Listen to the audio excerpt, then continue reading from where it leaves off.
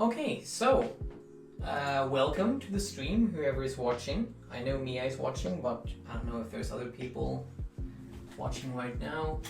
I've never done this before, so today is going to be a bit of a sort of noob start. I'm just going to be doing some 3D designing.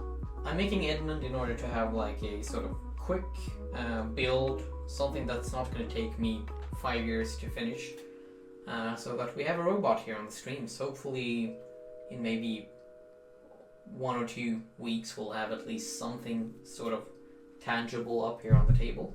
Underneath the main base here, we're gonna have some motors as well that gives us a 180 degree turning angle like so as well.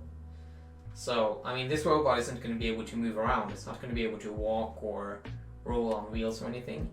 But I want it to be able to see very well where it's sitting. So if you place it in a good place in a room, the body will be able to rotate like so. And then you'll also have the head rotation on top of that. So he can sort of see almost 360 degrees. This kind of square head here, I actually tried making one of these robots before I had some surgeries and stuff with the eyes. And I actually have one of the heads. Hold on. This is the original one from that robot. And here's a version that I made with ears for speakers.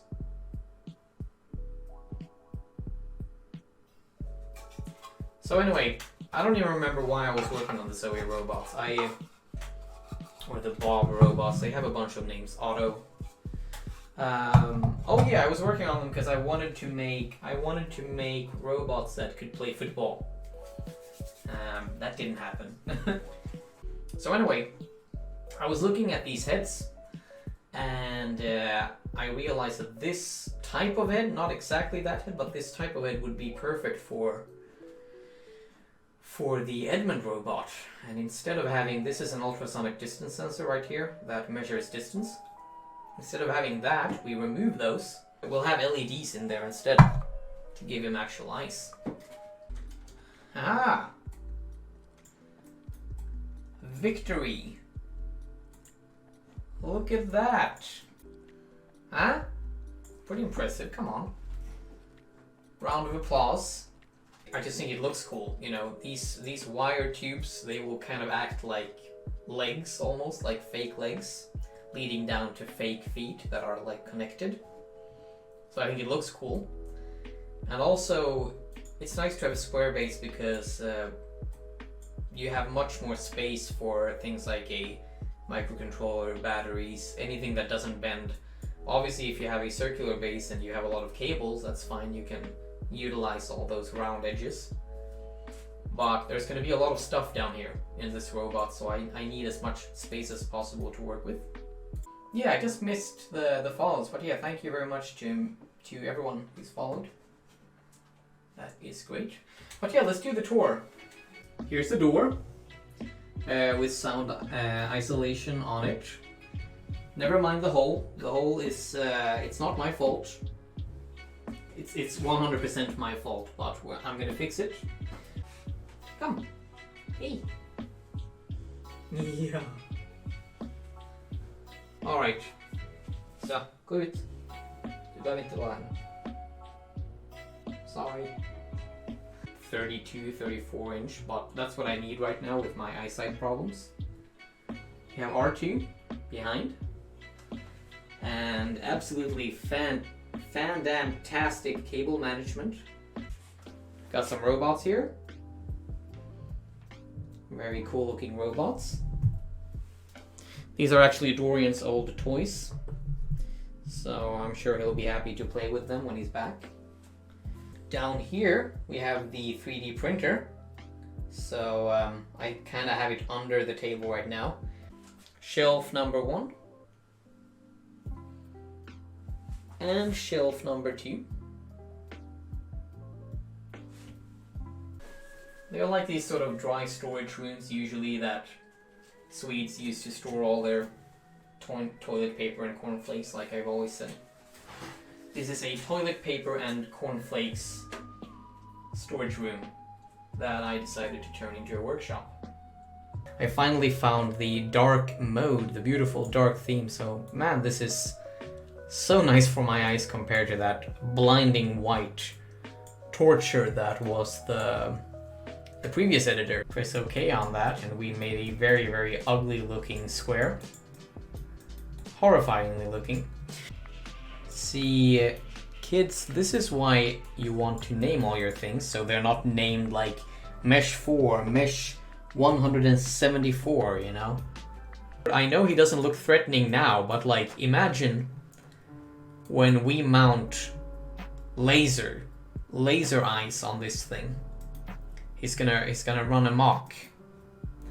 And this is a much more complete looking head because it's actually hollow now. This is like something we could almost start to work with. So, how exciting. I mean, yeah, listening to the Twitch chat might be a mistake, but we don't know that for sure. I'm gonna get a second camera soon, so don't worry. Soon you will... I won't be picking you up anymore like this, like a little baby, and move you around. I mean, insanely primitive. What you're looking at here is a box with dog treats.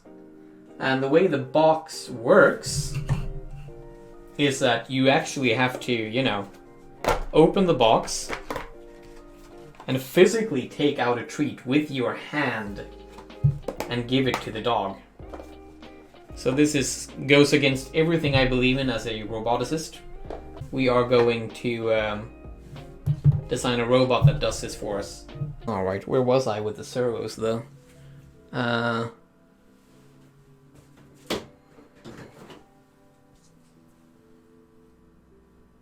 Varsågod.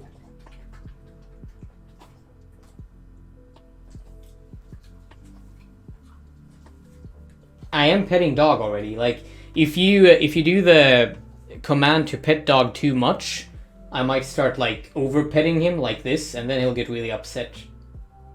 Those words were uttered by one of the most intelligent artificial intelligences. This is Edmund. I mean, this is not Edmund, but it's Edmund in the demonstration. So, one motor to spin Edmund like so. One of the most intelligent artificial intelligences ever created by man. And then in the head, one motor that will spin it up and down, or rotate it, sorry, and one that will rotate it sideways, so it has two axes of movement. I would always wear a white shirt. Then I lost it in a tragic accident that we will not talk about. And now I finally found one that is almost as dapper as my old one. Today we're going to be working with this stuff right here. If you're a Swede and you don't think this is the best soda brand, you're a traitor. You're not welcome in the northern parts of this country. If you're not a Swede and you don't know what I'm talking about, that's perfectly fine. I forgive you.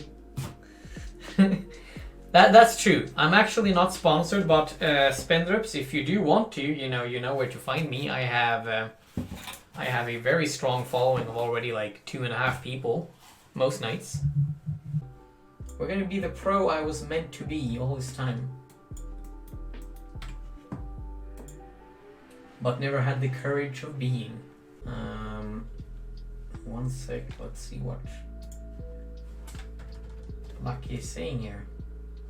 What are the actual odds of robots AI in one way or another harming humans and society? That's a good question. It depends what kind of harming we talk about here. You know, if we're talking about the